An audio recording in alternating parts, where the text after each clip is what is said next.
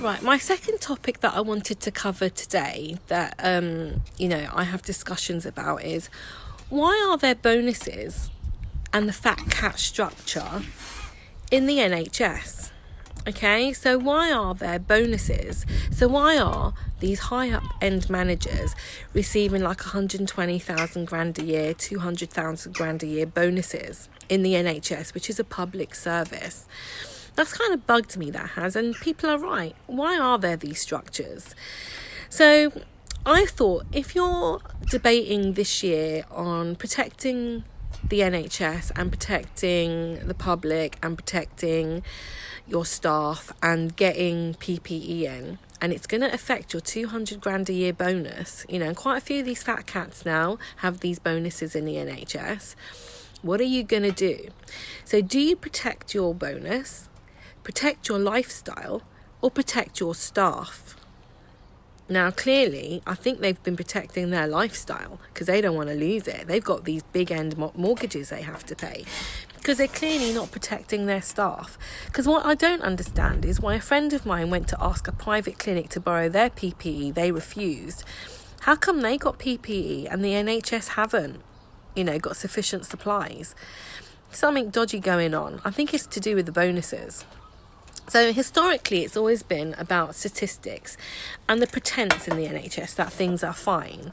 I've seen how they falsify the figures. Hospital beds, there aren't none. And then all of a sudden, they're just rolling people out. So you're getting the money that you want in panel for the client to move to accommodation or something. And they're trying to falsify the figures that, things are bad, but they're not this bad.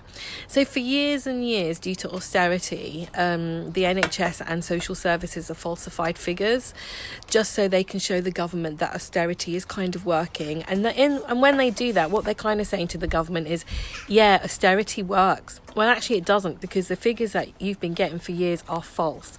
So the figures that have been sent out from local authorities and the NHS are false, and I can do a rundown of how they're false and how figures are falsified and how we're told to change practice just to make the figures look good.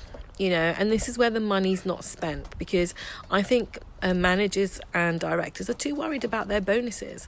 And I don't think public services, their managers, should be allowed to have bonuses. If you're working for the public services, you're working for the public services.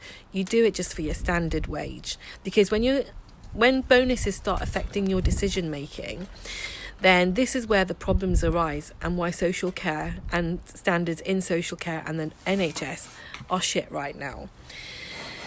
So one of the ways that the NHS wastes money as well is the use of locums. I think every hospital knows, every hospital department has their locum, and locums come in costly. That's not the wage of a normal doctor. And the reason why they have so many locums in certain hospitals is because of the hospital standards on these doctors. So doctor standards and nurses standards haven't been good for a while. And because they haven't been good for a while, and directors and fat cats don't want to improve it, they're willing to spend out on locums, because they'll go into the budget for that. And by hiring locums, it kind of shows things are okay. But they're not, because would you rather have your one standard doctor? Would you just rather have a different doctor every time you turn up for your consultation? I think I know what I'd rather have. I'd rather have a consistent doctor that knows me from the beginning, a doctor that I don't have to keep repeating my story to. So that's a state. Should reform include the eradication of the fat cat salary and bonus? I think so. And that money can be ploughed into better services, improving the services, so that doctors want to stay in their posts in certain areas, and there isn't the need for locums that are coming in at £200-300 an hour, sometimes more. Yeah, I think so.